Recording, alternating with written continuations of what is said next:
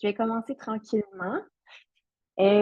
Donc, bonjour tout le monde. Tout d'abord, bienvenue dans notre webinaire sur les démarches de concertation et de transition ce midi. Merci de prendre un peu de votre temps là, pour vous mettre à jour là, sur qu'est-ce qui se passe en termes de démarches de transition et de concertation là, dans la ville de Québec et ses alentours. Donc, première des choses, je vais me présenter. Je m'appelle Frédérique Lavoie. Je suis coordonnatrice aux affaires publiques et aménagement du territoire pour le Conseil régional de l'environnement de la capitale nationale, donc le CRE pour ses intimes. Pour ceux peut-être qui ne sauraient pas ce qu'est le CRE Capital National, rapidement, on est un organisme à but non lucratif dont la mission, vous vous en douterez, vise à promouvoir la protection de l'environnement et les bonnes pratiques environnementales dans de nombreux domaines, dont l'aménagement du territoire, l'économie circulaire, les milieux naturels, etc., et à travers différentes activités de sensibilisation et de mobilisation et des projets divers. Et on organise à l'occasion parfois des webinaires sur des sujets là, variés pour se tenir au courant là, de l'actualité en environnement. Donc, aujourd'hui, notre sujet, comme vous le savez, c'est la présentation, le portrait de deux démarches en concertation et transition environnementale à Québec, que je vais laisser les représentantes présenter dans quelques minutes. Donc, on est avec Nadia Lemieux, qui est la chargée de projet de la démarche Collectivité Zen Région de Québec. Et on est également avec Lorraine Christini, qui est la directrice générale de Québec Capital Climat, qui sont présentes aujourd'hui pour nous parler un peu plus de leur démarche, de qu'elles mettent en œuvre à travers ces différentes entreprises-là et un peu avoir une période d'échange là, par la suite avec les représentants. Donc, je vais leur laisser la parole dans quelques instants. D'ici là, sachez que si vous avez des problèmes techniques, n'hésitez pas à nous écrire dans le chat, là, on pourra vous aider. Puis également, si vous avez des questions là, concernant les présentations, on aura une petite période d'échange aussi à la fin. Vous pourrez lever la main à ce moment-là pour poser vos questions.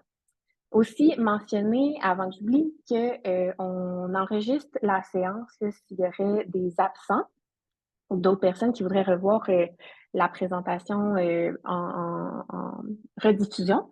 Donc, juste pour que vous en soyez avertis euh, dès le début. Voilà. Donc, je m'arrête ici.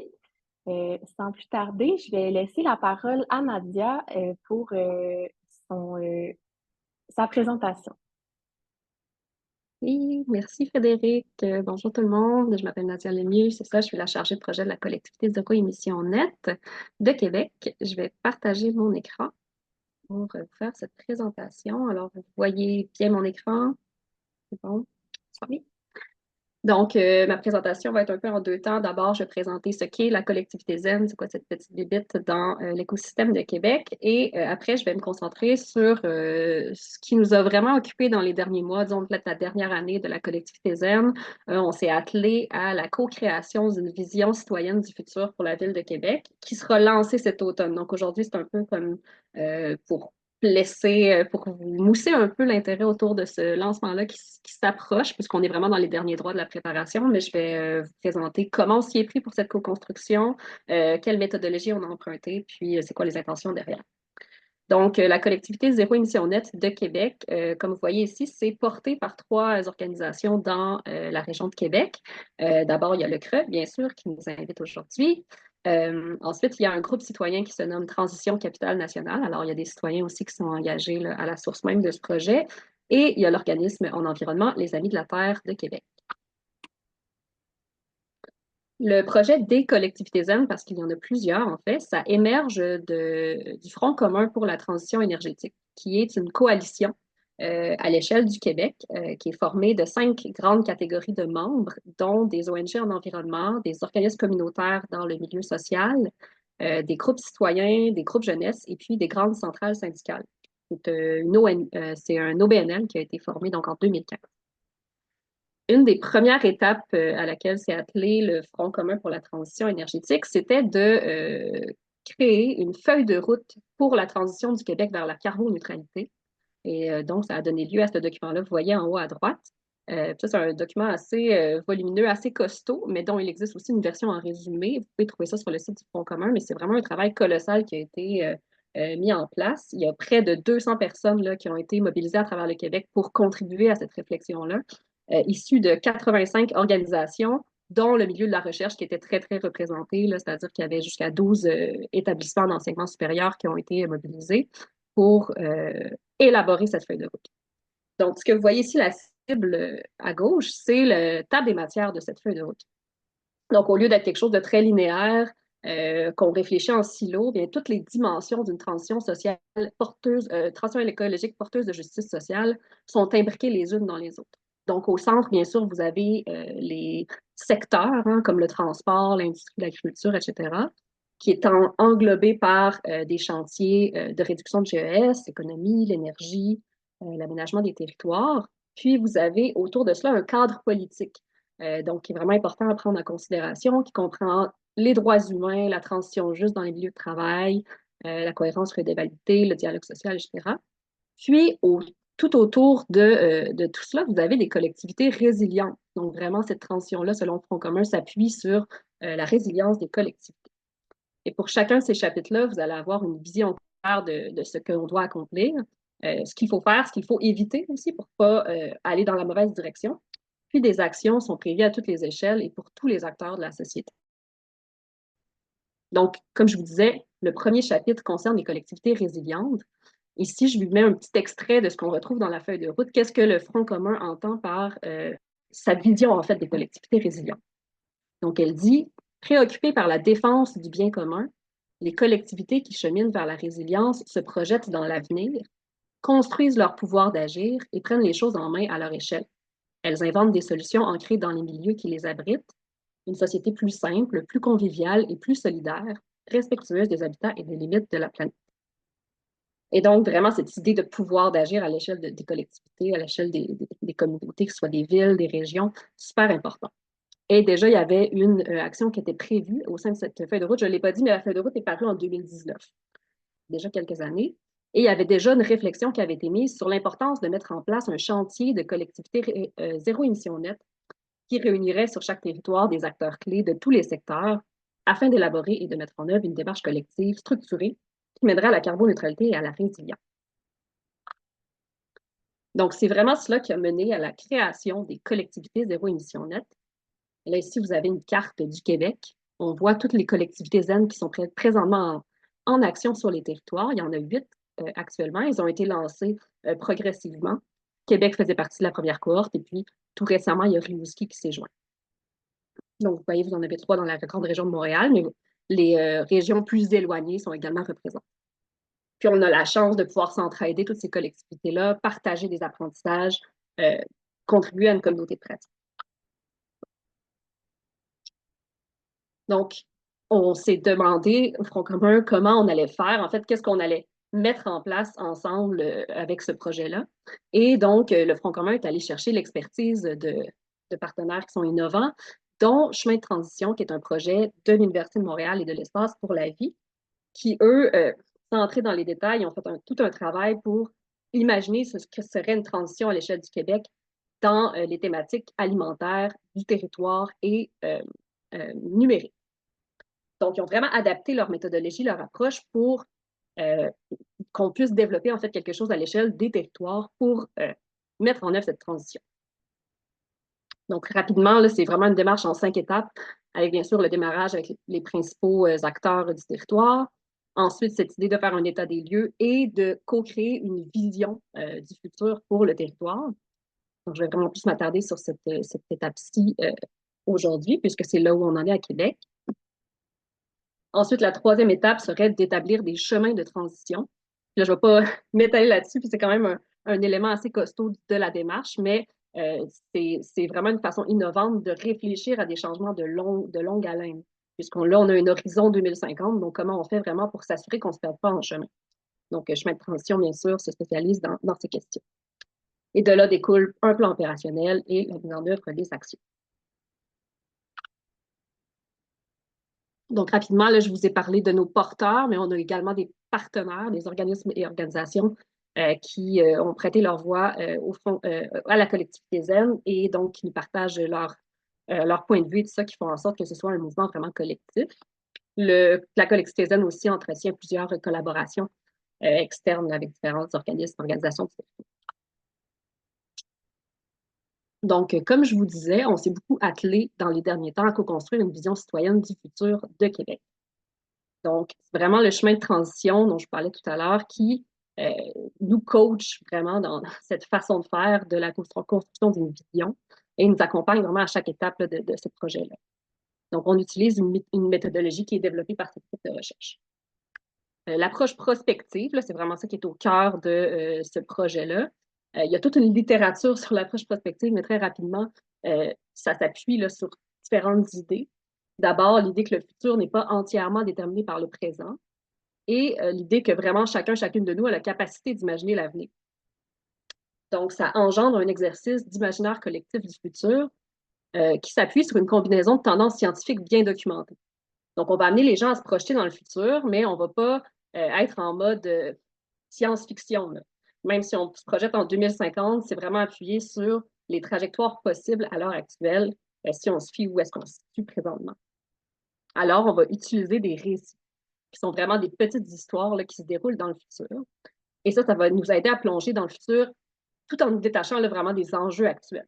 Que parfois, bon, se projeter en 2050, c'est très difficile si on garde le même mindset qu'on est actuellement, les enjeux du quotidien, tout ça. Donc, vraiment, l'utilisation de récits, ça nous permet de dépasser ce problème.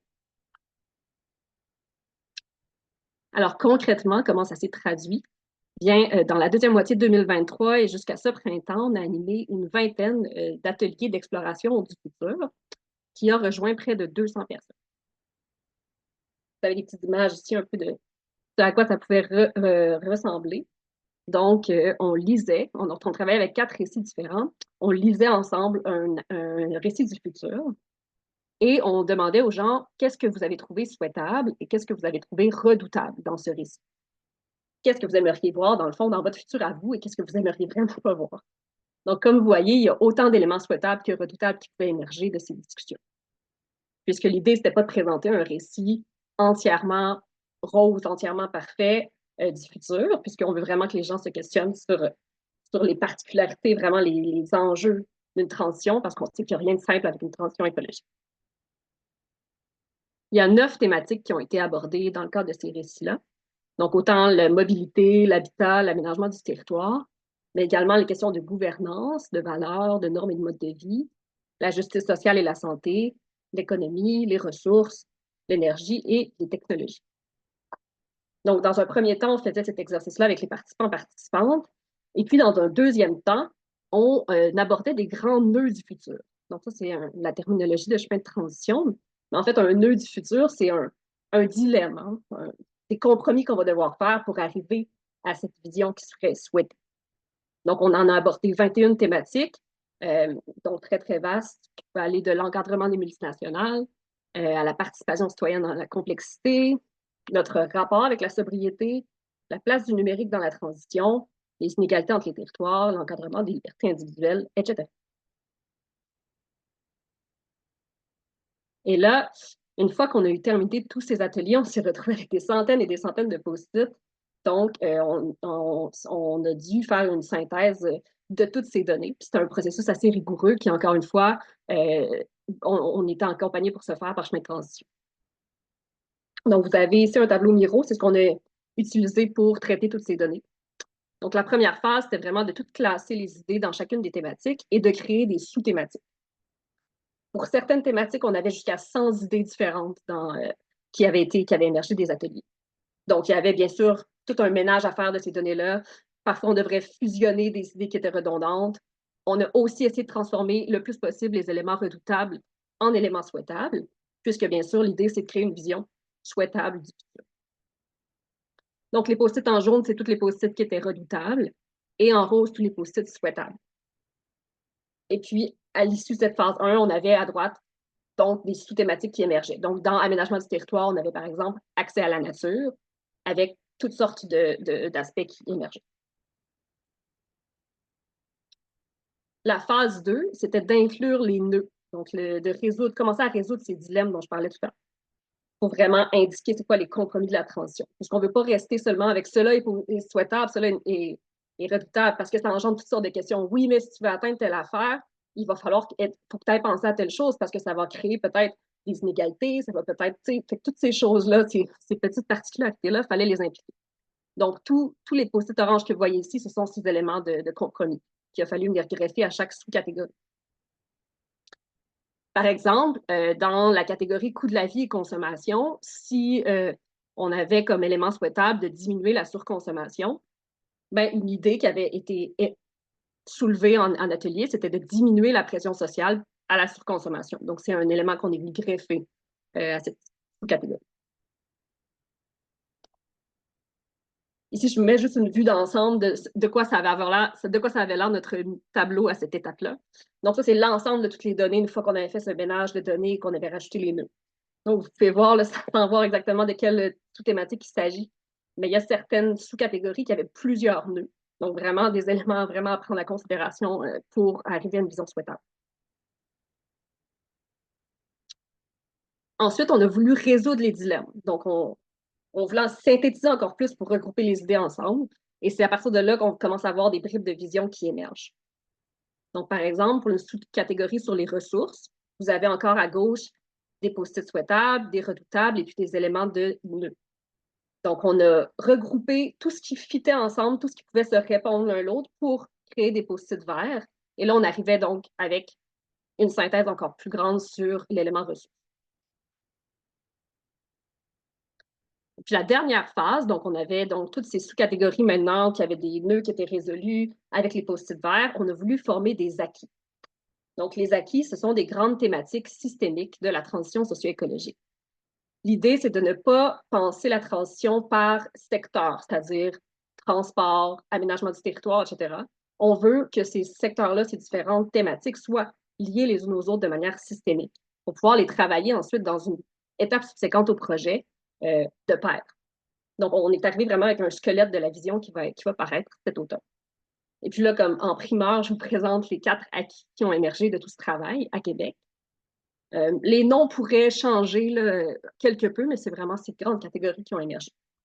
On a d'abord le tissu social fort, ensuite le pouvoir d'agir collectif, l'humain et la nature au cœur du modèle économique, et puis des milieux de vie propices à la santé, au bien-être et à la sobriété. Donc, tout cela, ça va donner lieu à une vision. Là, vous voyez tous les post-it, je ne vous dévoile pas aujourd'hui les conclusions, les résultats. Donc, il faudra attendre de voir la vision cet automne. Mais on aura donc une version, un rapport écrit, bien sûr, qui est assez détaillé de chacun de ces acquis-là, mais on est aussi en train de réfléchir à une manière de rendre, cette vision-là plus appropriable, plus accessible, via peut-être quelque chose de plus artistique ou plus ludique. Donc, on est à cette étape-ci. Et voilà, vous pouvez rester à l'affût pour le dévoilement de cette vision à l'automne. Merci.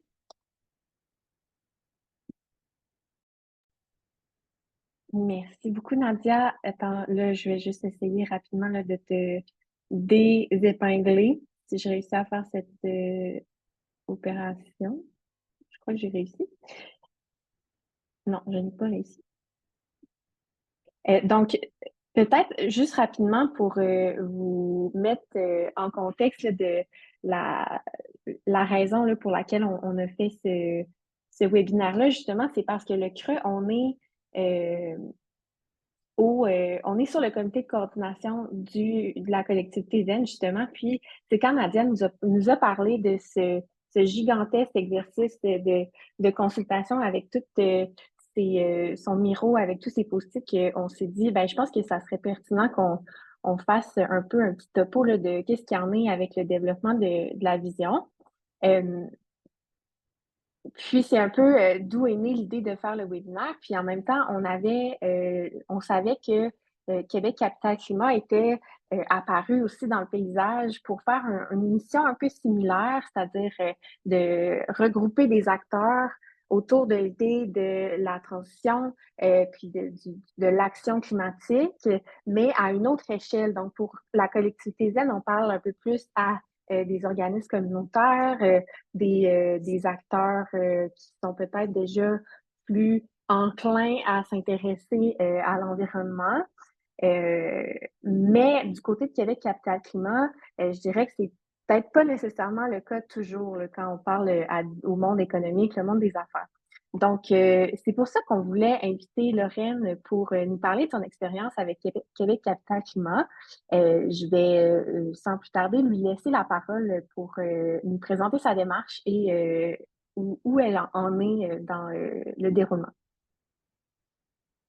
Ah, puis, pardon, je vois qu'il y avait une main levée. Bienvenue d'ailleurs là, à ceux qui se sont joints à nous entre-temps. On va prendre des questions à la fin des présentations. Là, il va y avoir une période d'échange. Puis, je vais essayer d'épingler Lorraine là, pour que vous puissiez la voir. Merci Frédéric. Je pense que je vais commencer même si je ne suis pas épinglée là. Donc c'est ça. Donc nous, moi je représente aujourd'hui Québec Capital Climat. Donc je vais essayer d'aller vite, mais d'être claire, puis de vous donner une image générale. Donc il y en aura plus sur mes PowerPoint que ce que je vais dire, mais vous pourrez poser des questions évidemment ensuite. Donc en fait, notre mission à Québec Capital Climat, c'est vraiment de mobiliser les leaders économiques, philanthropiques, institutionnels et communautaires pour accélérer la transition climatique de la ville de Québec en nous basant sur son plan de transition et d'action climatique 2021-2025 et sur son prochain plan 2030. Donc, nos actions se tournent vraiment autour des plans de la ville de Québec. Notre vision, c'est que l'ensemble de ces acteurs Ouais, super, merci. Notre vision, c'est que l'ensemble de ces acteurs que nous rassemblons sur le territoire de la ville soient mobilisés pour accélérer la transition et la décarbonation de la capitale afin de la rendre sobre hors carbone, résiliente face au changement climatique et aux perturbations environnementales. Alors là, comme je vous ai dit, on se base vraiment sur le plan d'action de la ville en matière de climat. Donc, elle s'est notamment dotée d'un objectif de réduire d'ici 2030 les émissions de GES de 45% par rapport à 2010 et de rendre la ville plus résiliente face au changement climatique. Donc, ici, on voit quelques-unes de ces priorités sur lesquelles nous, on va se baser. Pour revenir un peu, nous, on a été lancé officiellement le 11 avril de cette année. Donc, on est dans notre première année d'activité aujourd'hui. Notre organigramme, donc c'est pour vous donner une image un peu de comment on fonctionne. En fait, cette initiative, elle a été lancée par la Fondation Québec Philanthrope et la Ville de Québec. Et en fait, on s'inspire en fait des partenariats qui se sont créés à l'international dans différentes villes pour accompagner justement les villes dans l'atteinte de leurs objectifs, suite notamment aux accords de Paris. Donc, nous, notre initiative, elle est coprésidée par Sophie Damour, rectrice de l'Université Laval, Jean-François Chalifou, président et chef de la direction de Beneva, qui, eux, vont s'engager activement à l'atteinte des objectifs de Québec Capital Climat en influençant leur écosystème et en représentant Québec Capital Climat comme porte-parole. On est aussi formé par un comité directeur donc qui, lui, va élaborer et mettre en œuvre la stratégie de Québec Capital Climat dont je vais vous parler un peu après. Il y siège plusieurs organismes, donc Vivre en Ville, le Conseil régional de l'environnement qui nous invite aujourd'hui, la Fondation Québec Philanthrope et la Chambre de commerce et d'industrie de Québec et évidemment moi-même en tant que directrice générale de l'organisation. Ensuite, on a un partenaire très, très important qui est la Ville de Québec. Donc, eux, ils sont là comme observateurs lors de nos rencontres. Et en fait, ils ont un rôle de nous informer, évidemment, de leur avancée et des projets qui sont issus de leur plan de transition et d'action climatique. Mais nous, on est aussi utile pour eux dans leur consultation et notamment, par exemple, dans leur nouveau plan qui va être développé, leur nouveau plan climat 2026-2030. On a ensuite un comité de mobilisation. Donc, ce comité de mobilisation, lui, il est un peu plus grand. Il est formé d'une vingtaine d'organisations. Donc là, c'est vraiment les grandes entreprises dont je vous parlais, les grandes institutions et des organismes communautaires qui représentent en fait une vingtaine de secteurs d'importance qu'on a identifiés au niveau de la ville de Québec. Et eux, ils jouent vraiment un rôle d'ambassadeur. Donc, ils vont s'engager vers des actions concrètes. Donc, ils ont vraiment un rôle d'engagement. Et ils vont aussi faire le suivi de leurs actions Donc, notamment, ils vont parler de leurs avancées, des obstacles qu'ils ont rencontrés, des progrès en matière de réduction des GES ou de protection de la biodiversité ou de pollution, etc. Notamment, ils vont faire cette reddition de comptes, notamment lors d'un événement que Québec Capital Climat va organiser chaque année, au cours duquel on va partager les bonnes pratiques, les apprentissages, les ressources, les outils, puis on va faire intervenir plusieurs acteurs, dont évidemment les membres du comité de mobilisation, les membres du comité directeur et nos autres partenaires. Et enfin, l'autre entité qui est importante, c'est vraiment les groupes de travail. Donc, en fait, on a créé des groupes de travail sur des thématiques précises du plan d'action de la ville, dont je vais vous parler après. Et ces groupes de travail sont eux-mêmes formés d'une vingtaine d'organisations qui vont un peu plus large que juste ceux du comité de mobilisation et du comité directeur. Bon, là, je vous ai mis le lien pour accéder à notre comité de mobilisation, parce qu'il y a une vingtaine d'entreprises, donc voilà. Alors, nous, notre public cible, en fait, c'est très important de savoir, nous, dans notre écosystème, où on se place, en fait. Parce qu'effectivement, comme l'a dit Frédéric, et comme le présentait Nadia, en fait, il y a beaucoup d'acteurs qui travaillent en mobilisation, il y a beaucoup d'acteurs qui travaillent en changement climatique ou en environnement. Nous, on travaille en mobilisation, mais notre public prioritaire, c'est vraiment les membres de Québec Capital Climat, au-delà du comité directeur, donc vraiment comité de mobilisation et partenaires, mais vraiment les grandes entreprises, les propriétaires immobiliers et les grandes institutions de Québec, en fait, les hauts dirigeants. Évidemment, on travaille avec les élus et fonctionnaires de la ville de Québec, parce que comme je vous l'ai dit, on ne pourrait pas travailler sans leur plan. Et puis évidemment, auprès des gouvernements provinciaux, des PME ou des associations sectorielles et regroupements d'affaires.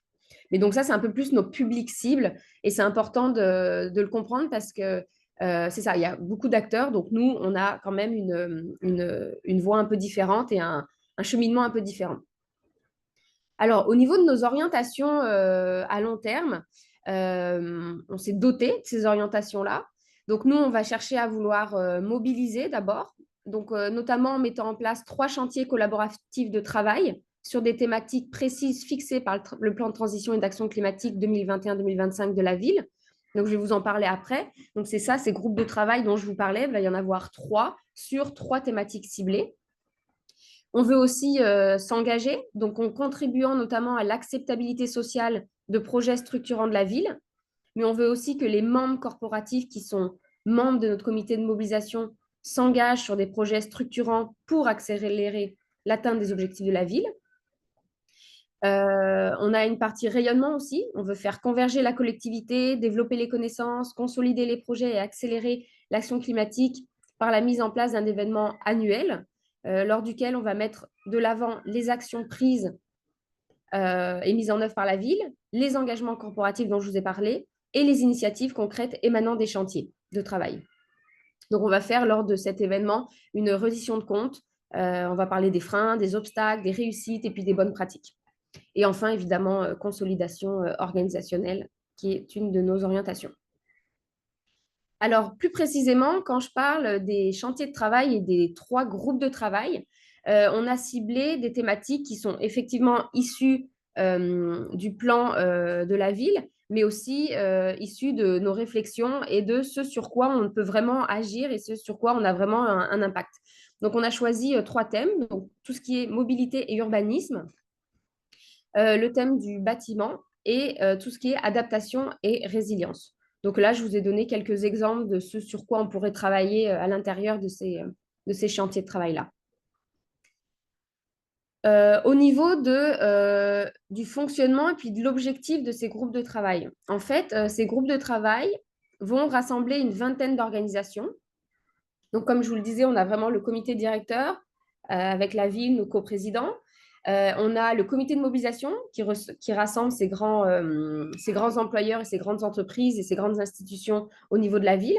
Puis, on a ces 3 groupes de travail qui eux-mêmes vont rassembler une vingtaine d'organisations.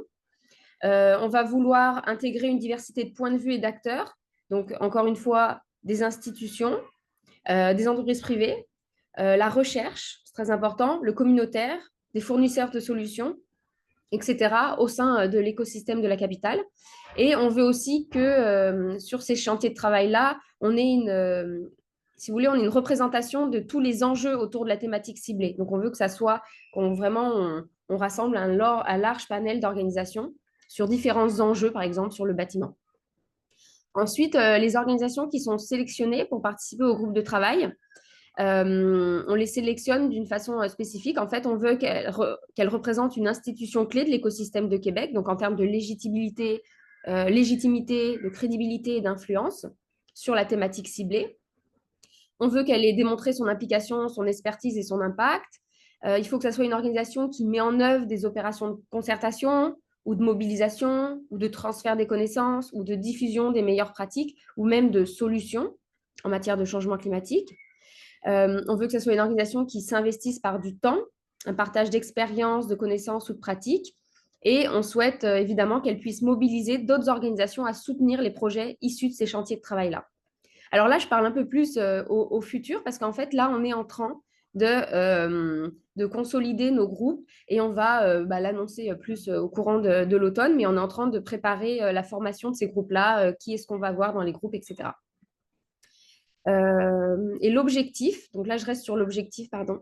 Donc là l'objectif c'est vraiment d'accélérer la prise d'engagement structurant et ambitieux en matière d'atténuation, d'adaptation au changement climatique, donc dans les thématiques qu'on a ciblées, par le développement ou la mise à l'échelle de projets communs cohérents avec les objectifs de la ville.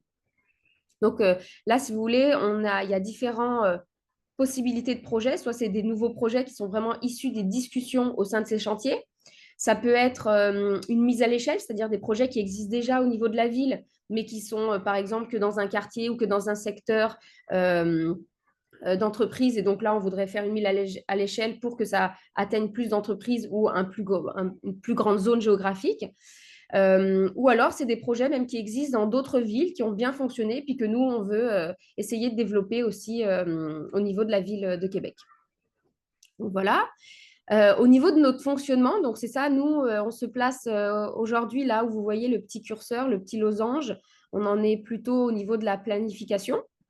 En fait, vous voyez un peu notre échéancier de travail et vous voyez qu'en fait, notre échéancier de travail, il y en a, si vous voulez, on travaille sur trois axes. En fait, on a vraiment les groupes de travail. Donc, c'est l'échéancier que vous voyez où on est en démarrage, planification, mise en œuvre des projets, reddition de comptes et rayonnement.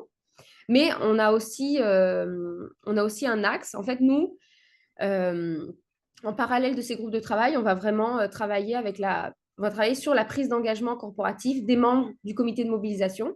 Et on va aussi appuyer les engagements et les initiatives de la ville qui sont issus de son plan. Donc, on va vraiment dans les deux sens. On va pouvoir pousser pour des recommandations sur certains projets d'actions auprès de la ville, mais on a aussi une responsabilité de favoriser les initiatives de la ville issues de son plan. Donc, il y a une manière on pousse des recommandations, mais on favorise aussi l'acceptabilité sociale des projets de la ville. Donc, c'est ça. Donc, vraiment trois axes. Prise d'engagement corporatif, initiatives issues des chantiers de travail et l'appui aux engagements pris par la ville. Et enfin, pour vous donner un petit aperçu en fait de ce qui pourrait être issu de nos chantiers, comme je vous l'ai dit, nous on est dans notre première année, on va avoir des résultats à la fin, au printemps plus 2025, début de l'automne 2025. On s'inspire de ce qui s'est fait dans d'autres villes, c'est des partenariats qui fonctionnent. Et on s'inspire beaucoup de ce qui se fait à Boston avec la Green Ribbon Commission de Boston et le partenariat climat de Montréal. Voilà, donc je vous ai donné quelques aperçus. Moi, je pense que je ne vais pas aller plus dans le détail, donc ça va pour moi. Vous pourrez me poser des questions après. Merci. Merci beaucoup, Nadia. Merci beaucoup, Lorraine, pour cette deuxième présentation qui nous donne un bon tour d'horizon quand même de ce qu'est Québec Capital Climat, puis de ce que vous faites, qu'est-ce que la démarche, en quoi elle consiste. Donc, pendant que je règle mes problèmes d'épingle, peut-être pour amorcer là, la période d'échange, j'aimerais vous entendre un peu sur vos deux démarches quand même ont un objectif similaire qui est de favoriser la mobilisation des acteurs de la société civile autour de projets pour se coordonner, pour faciliter, accélérer la transition, entre guillemets. J'aurais aimé avoir votre vision sur pourquoi c'est important d'avoir ce genre de démarche-là, puis qu'est-ce qu'on on vient ajouter comme, disons, comme est-ce que ça bonifie finalement la transition, par rapport à si on laissait tout le monde s'organiser chacun de son côté? Bref, quelle est la valeur ajoutée d'avoir ce genre de démarche-là dans l'écosystème, des organisations? Donc, je ne sais pas si une de vous 2 voulait se lancer dans une réponse. Nadia? Oui, je peux me lancer. En fait, c'est impressionnant le nombre d'initiatives, de projets qui se mettent en place dans une région comme Québec, la capitale nationale. Là, comme vous pouvez le savoir, je pense qu'il y a beaucoup de gens autour de la table virtuelle qui eux-mêmes mettent en place des actions, des initiatives. Donc, c'est une grande, grande force du territoire. Parfois, on entend il n'y a rien qui bouge. Tu sais, des gens de l'extérieur, ah, ça avance pas, on n'atteindra jamais les objectifs. Mais en réalité, je pense qu'il faut déjà souligner cette force-là. Mais de cette force-là découle un enjeu, une difficulté, c'est le fait qu'il y a parfois un manque de cohérence ou de lien là, qui peut exister entre ces différentes démarches-là. Donc, ça peut faire en sorte qu'il y a parfois du dédoublement, parfois de l'essoufflement, parfois des groupes qui veulent excusez-moi, j'allais dire starter, débuter des nouvelles initiatives, mais qui ne savent pas qu'il y a déjà peut-être quelque chose qui existe qui va dans ce sens-là. Donc, il y a besoin d'avoir un, une façon de se mailler, de se connecter, de se parler. Puis là, c'est pas de dire une méta-initiative qui fait tout et qui dicte tout, c'est pas du tout ça, mais plutôt quelque chose qui offre une cohérence là, entre ce qui peut exister déjà. Donc, ça permet là, aux différents groupes de savoir dans quel carré de sable ils peuvent jouer, ça peut être quoi leur force et atout au sein même d'un projet plus large qui a une vision. Avec le collectivité zen dont je vous ai beaucoup parlé, c'est cette question de vision. Comme vous avez vu, toutes les thématiques là, qui sont prises en compte dans cette vision-là, beaucoup de groupes vont se retrouver, vont dire, nous, on agit exactement dans les lignes de tel aspect de vision, on est déjà un peu en route vers ça. Fait que est-ce qu'il y a d'autres acteurs qui travaillent dans ce même sens-là qu'on pourrait se mailler? Fait que c'est vraiment ça, je pense, l'avantage de travailler plus en concertation puis en dialogue. Donc, il y a vraiment cette idée-là de pas dédoubler le travail, là, puis on le sait, là, il y a peut-être aussi des gens qui travaillent dans des OBNL, des organismes là, dans l'assistance, que souvent on travaille un peu sur des projets similaires qui font des mêmes, qui visent des mêmes missions, puis on est chacun dans notre coin à faire la même chose. Donc, on a bien cette volonté-là de ne pas dédoubler finalement chacun de notre côté le travail. Lorraine, de ton côté, toi, est-ce que tu observes les mêmes choses? Oui, puis nous, en tout cas, nous, dans la façon dont on se place, c'est sûr que nous, ça a été très important de regarder ce qui se fait déjà. Et c'est pour ça que nous, on travaille vraiment spécifiquement avec la ville puis avec certains acteurs. Euh, Pourquoi nous, en fait, nous, on s'est posé la question de pourquoi c'est nécessaire. Et comme je vous l'ai dit, c'est une initiative qui se développe un peu partout dans le monde suite aux accords de Paris. En fait, il y a des études qui ont montré, notamment il y a une étude de CDP qui a montré que 76% des défis auxquels font face les villes en matière de changement climatique ne peuvent pas être résolus exclusivement par l'administration municipale. Donc, elle a un plan d'action climatique, j'imagine que tout le monde le comprend, mais sur son territoire, il y a des entreprises, des institutions, comment est-ce qu'elle fait pour atteindre ses objectifs quand la plupart, peut-être les émissions de GES, etc., ou les impacts sur la biodiversité sont générés par d'autres acteurs. Donc, c'est important de créer ces partenariats-là, si vous voulez, villes et partenaires privés et institutions. Ensuite, il y a une autre étude de C40 qui montrait que les villes qui avaient une approche de partenariat avec la société civile, donc comme d'où est issu en fait Québec Capital Climat, sont mieux placées pour livrer leurs objectifs en matière de climat. Et enfin, je pense que là, je fais du pouce un peu sur ce que Nadia disait. Moi, ce que je vois, c'est que souvent les processus peuvent se ressembler un peu, mais on ne travaille pas vraiment avec les mêmes acteurs. Et en fait, les changements climatiques, déjà, c'est tellement profond et tellement complexe que malheureusement, en fait, les solutions sont elles-mêmes aussi très complexes et donc il faut une multitude de solutions. Et en fait, ça ne marcherait pas d'avoir une seule organisation qui ferait un seul projet en matière de changement climatique pour essayer d'arriver, parce que déjà, bon, les changements climatiques n'ont pas de frontières, c'est une multitude d'acteurs, c'est une multitude de secteurs, il faut des connaissances transversales, il faut qu'il y ait faut que ça soit vraiment transsectoriel aussi. Donc, il faut intégrer la recherche, il faut intégrer le communautaire, il faut intégrer la société civile, la population, la ville. Enfin, c'est un nombre d'acteurs phénoménal, c'est des enjeux extrêmement complexes, donc on n'a pas le choix d'aller sur différentes solutions. Donc, même si elles se rapprochent en termes de processus, elles ont quelques différences. Donc, je pense que c'est juste très important d'avoir un tissu très solide, on va dire, et puis très dense d'organisations qui travaillent en changement climatique.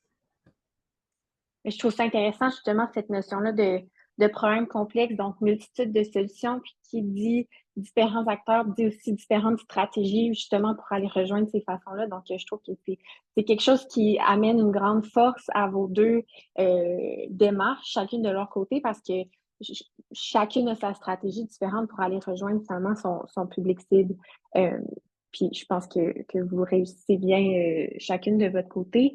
Euh, je répète aussi pour les gens là, qui écoutent là, que si vous avez des questions, vous pouvez les poser dans le chat. Là, je vois quelques commentaires là, qui émergent. Vous pouvez lever la main aussi.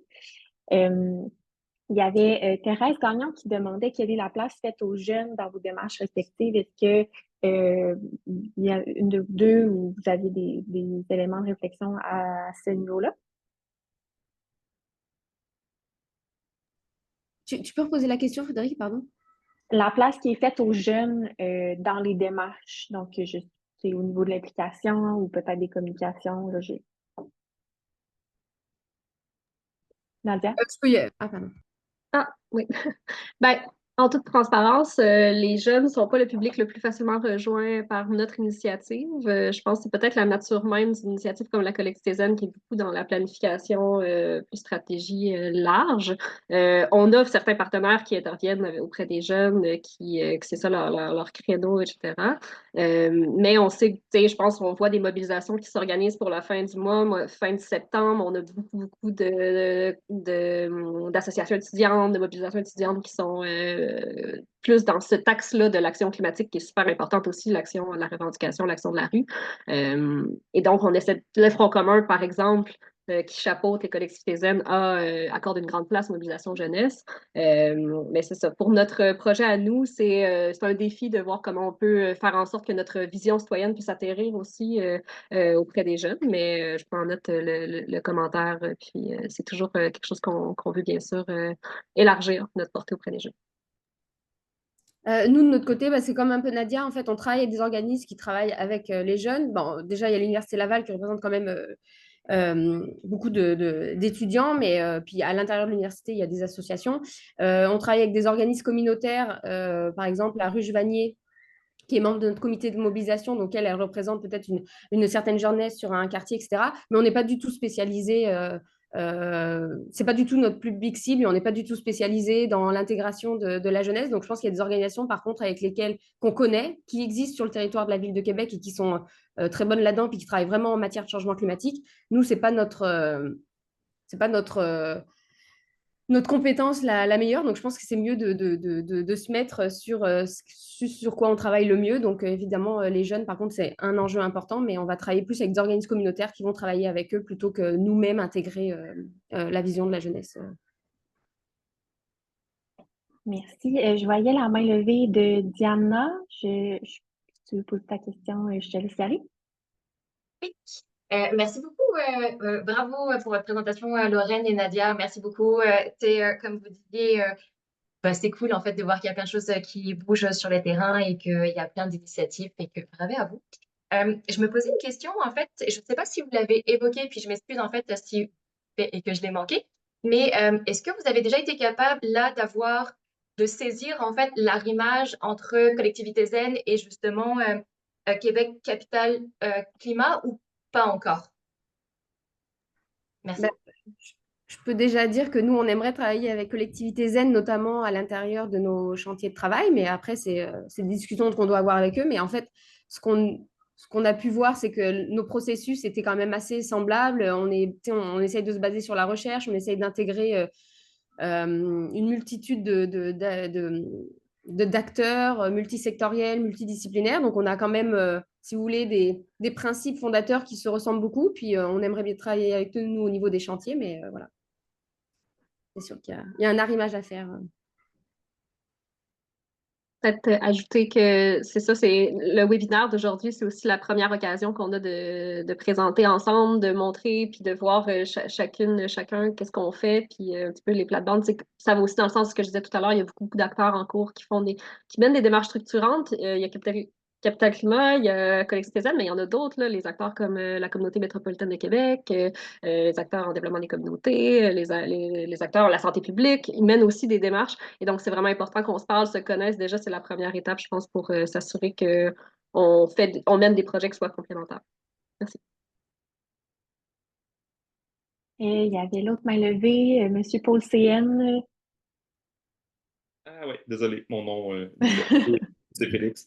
Au pôle d'économie sociale. Ben, la question est plus pour Nadia, parce que pour Québec, capitale, climat, je crois que c'est ville de Québec, là, c'est assez clair, mais pour la collectivité, je me demandais, parce que sur la carte, tu as mis la région, je me demandais est-ce que c'est ville de Québec ou c'est à la région aussi, parce que j'entends que les MRC aussi ont eu un bon financement là, du ministère de l'Environnement et faire des plans climat, je pense. Donc, est-ce qu'il y a un lien? Est-ce que c'est vraiment ville ou c'est région?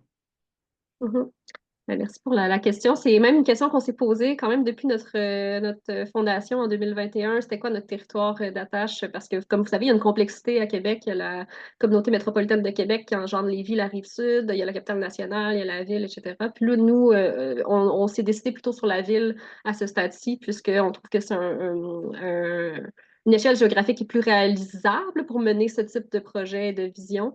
On a même certains collègues que la collectivité zen, c'est à l'échelle d'un quartier, mais on trouve que la ville, c'est un espace plus cohérent, étant donné que, bien sûr, les MRC, par exemple, Port-Neuf, dans Charlevoix, etc., ils ont d'autres réalités de la transition sociale et écologique qui ne sont pas les réalités urbaines de la ville de Québec. Fait que, nous, on est ville de Québec. Merci. Merci. Et on a parlé à travers tout ça là, de le fait que, par exemple, il y a beaucoup de démarches structurantes qui sont en cours à la Ville de Québec, même plus largement dans la région. On parlait du fait aussi que il y a certains publics qui sont plus difficiles à rejoindre, comme les plus jeunes, les enfants. Euh, En lien avec ça, moi, j'aurais été aussi curieuse de vous entendre plus largement sur, à travers votre mandat, vos démarches, quels sont les freins que vous avez identifié pour le moment là, dans la mobilisation des acteurs puis le déploiement finalement de Québec Capital Climat puis de collectivités zen.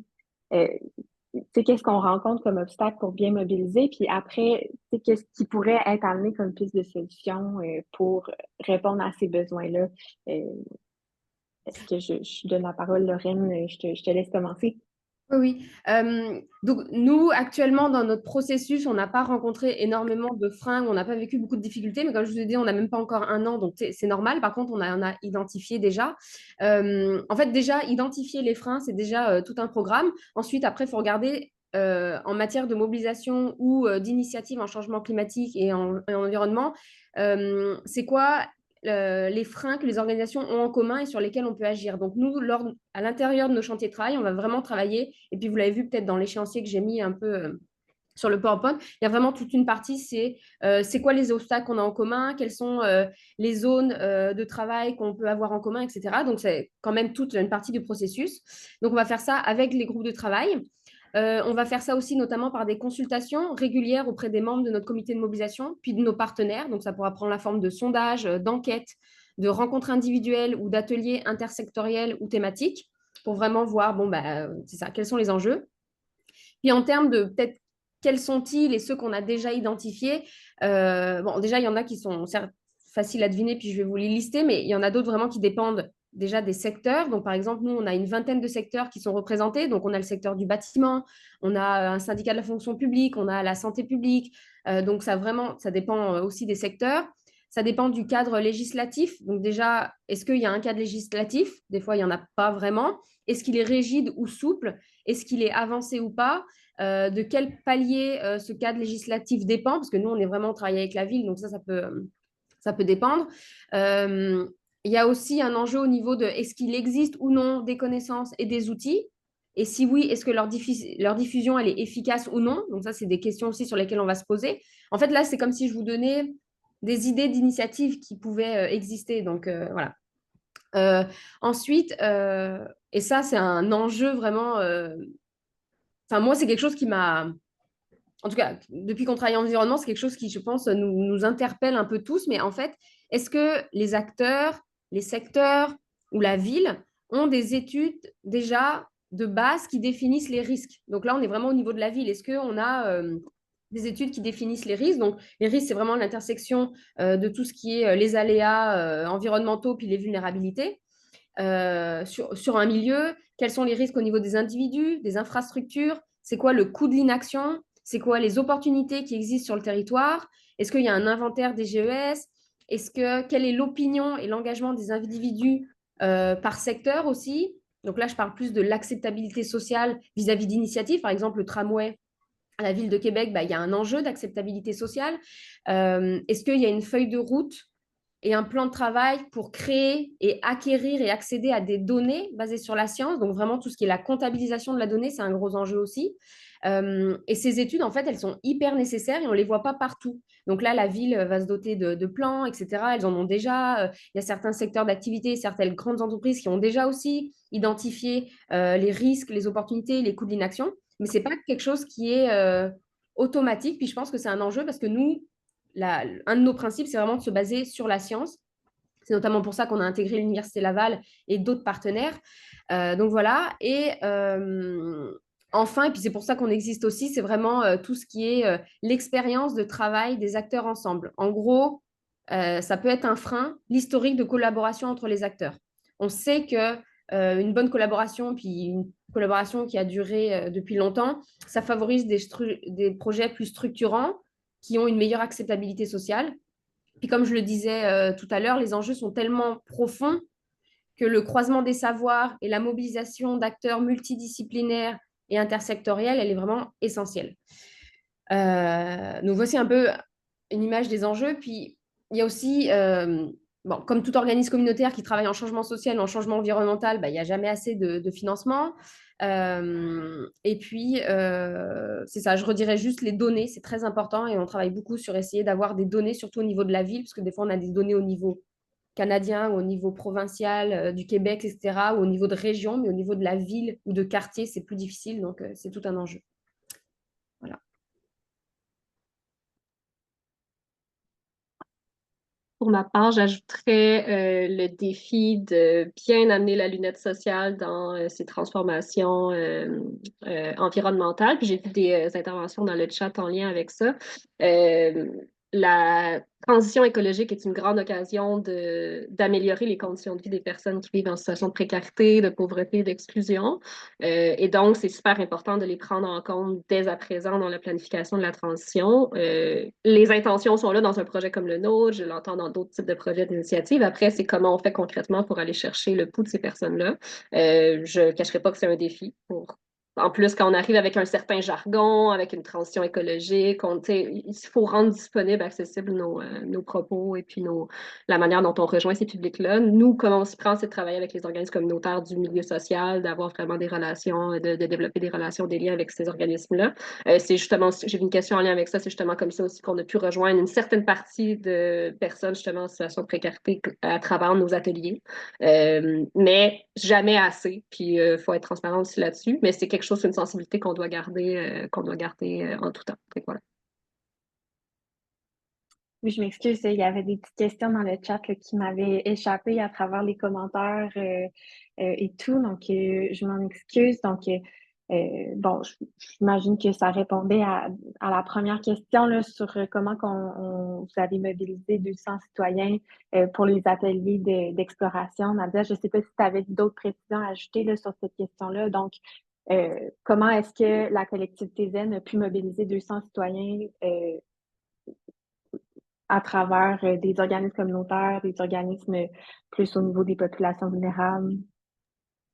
Ouais, c'est ça, pour poursuivre un peu ce que je disais, c'est vraiment de faire appel aux organismes en question, donc soit ceux qui sont déjà parmi nos partenaires ou d'autres, donc en insistant quand même sur l'importance d'entendre les voix de ces personnes-là dans une planification de long terme sur la transition écologique, parce que vous avez vu le type de thématique qu'on regarde, là, les milieux de vie, comment on veut constituer les quartiers et les milieux de vie, ben, c'est super important qu'on entende les préoccupations des personnes qui habitent ces milieux de vie-là, qui sont aussi, qui ont une expérience, une expertise de vécu. Donc, c'est comme ça. Mais effectivement, c'était pas la chose la plus simple. Puis, dans une perspective d'avancer dans notre projet, on n'a pas pu avoir une représentativité parfaite, mais c'est ça. On essaie de travailler avec des gens qui apportent au moins cette sensibilité-là à tous les moments de la démarche. Puis, il y avait une autre question adressée à Lorraine sur le rôle de la ville dans la démarche Québec Capital Climat qui demandait de préciser un peu quel était ce rôle-là. Est-ce que ce serait juste observateur ou c'est comment la ville se positionne, si je comprends bien le sens de la question. Oui, bah en fait, la ville, elle est essentielle parce qu'en fait, c'est elle qui nous fournit vraiment son plan. Donc, déjà, bon, elle est publique, mais on travaille beaucoup avec elle sur son plan. C'est elle qui identifie ses indicateurs, les données qu'elle a, etc. Donc, on va travailler beaucoup avec elle. Quand on va lancer les chantiers à l'automne, ben, on va avoir besoin qu'elle nous présente un peu quelles sont ses initiatives prioritaires, etc. On va aussi être consulté par la ville dans le cadre de son prochain plan, parce que là, celui qui est actuel se termine en 2025. Donc, son prochain plan 2026, 2020, 2030, on va travailler avec elle aussi là-dessus. Et en fait, nous, on a besoin de parler tout le temps à la ville parce que, comme je vous l'ai dit, il y a comme, si vous voulez, ça va dans les deux sens. Nous, on peut faire des recommandations de nous, le groupe qu'on représente, faire des recommandations auprès de la ville sur des projets qui seraient intéressants, qui seraient nécessaires. Il y a plein de projets, par exemple, qui peuvent se faire. Il y a des organisations qui parlent entre elles puis qui décident d'aller plus loin. Puis est-ce que la ville, elle est prête à aller là-dedans? Donc nous, on peut faire des recommandations à ce sujet-là. Il y en a quand même beaucoup à faire. Et la ville, évidemment, elle est très en avance aussi elle connaît très bien son territoire. Elle a déjà des initiatives en place. Il y a des projets qui sont hyper pertinents, mais où l'acceptabilité sociale est plus difficile. Donc là, c'est plutôt elle qui va venir à nous puis nous dire, bon, bah voilà, nous, on a besoin de travailler là-dessus. Comment est-ce qu'on peut travailler ensemble avec vos organisations pour que nos projets sont un peu plus solides. Donc, on travaille vraiment, ils sont là à toutes nos rencontres. C'est sûr que c'est pas eux qui ont décidé qui était sur le comité de mobilisation, par exemple. Parce que sinon, en fait, si vous voulez, on serait complètement intégré à la ville. Donc, on est quand même indépendant de la ville, mais on travaille tout le temps avec elle parce que c'est vraiment notre cadre, en fait, la ville. Merci pour les pistes de réponse. Euh, le temps commence à nous manquer. Donc, j'ai vu des mains se lever, des mains se baisser. Peut-être si vous avez encore des questions là, à la fin, je suis certaine que Nadia et Lorraine pourront vous répondre là, si vous leur écrivez par courriel. Peut-être avant de se quitter, j'aurais peut-être voulu vous entendre là, sur un mot de la fin par rapport aux retombées là, que vous souhaiteriez avoir dans vos initiatives. Je sais que vous êtes chacune à deux niveaux différents, deux moments différents dans le déploiement de vos démarches. Le Québec Capital Climat est plus au niveau de la planification au début. Au niveau des collectivités zen, on est plus, disons, à mi-chemin, si je peux dire ça comme ça. Donc, quels sont vos souhaits, disons, pour la suite des choses dans vos démarches?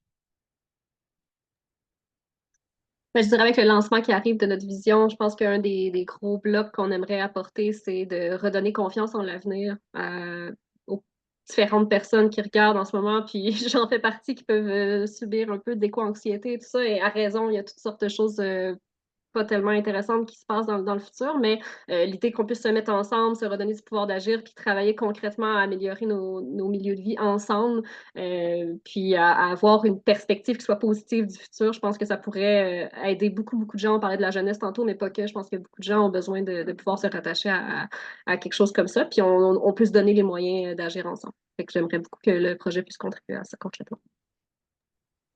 Nous, rapidement, en fait, on a vraiment des principes qui dirigent la façon dont on intègre les gens, qui est-ce qu'on intègre, etc. Donc, nous, ce qu'on veut, c'est que ça soit vraiment nos projets soient issus des discussions qui ont lieu lors des chantiers de travail, donc vraiment d'une collaboration intersectorielle et multipartite. Donc, on a vraiment des acteurs, on a beaucoup d'acteurs communautaires identifiés pour nos chantiers de travail qui travaillent avec différentes populations et sur différentes thématiques dans les thématiques qu'on a ciblées. On intègre aussi la recherche. Donc, pour nous, c'est sûr qu'on aimerait que ça soit des projets rigoureux, basés sur des données probantes et la recherche. Mais là, tous les acteurs ont leur rôle à jouer parce que la recherche, c'est eux qui connaissent en tout cas leur secteur, leur population, etc.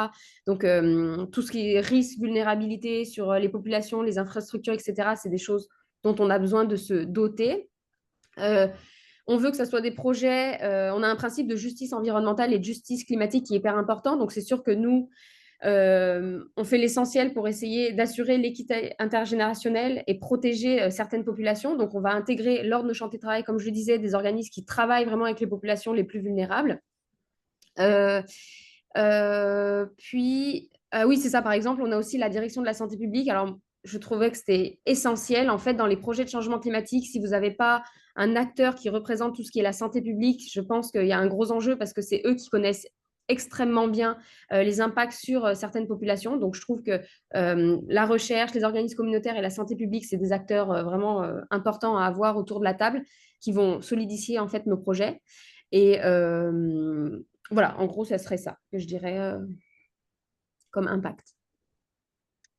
Ben, merci beaucoup pour vos réponses bien détaillées, puis pour votre vision également là, des choses par rapport à vos démarches. Je pense malheureusement qu'on va devoir s'arrêter ici parce qu'il est passé 1 heure et je pense que plusieurs d'entre nous doivent retourner à nos rencontres et à nos activités. Donc, je vais vous remercier, première des choses, Lorraine et Nadia, là, d'avoir pris de votre temps là, pour nous présenter Québec Capital Climat, pardon, et la collectivité Zen. Donc, c'est vraiment un plaisir d'échanger avec vous. J'imagine que vous êtes ouverte là, pour des questions. Là, je répète, si des personnes n'auraient pas eu le temps de poser leurs questions pendant le webinaire. Puis évidemment, ben, merci à tout le monde là, qui a pris de son temps là, pour écouter le webinaire là, sur son heure de dîner. Vous avez été quand même présents en grand nombre, bien attentifs. Puis merci également pour vos questions, là, super intéressant d'avoir contribué à l'échange. Donc, je ne m'éterniserai pas. Je commence à avoir un peu de la misère à parler. Donc, sur ça, je pense que je vais vous souhaiter un bel après-midi puis un bon dîner pour ceux qui ont pas. Merci tout le monde. Merci beaucoup. Merci beaucoup.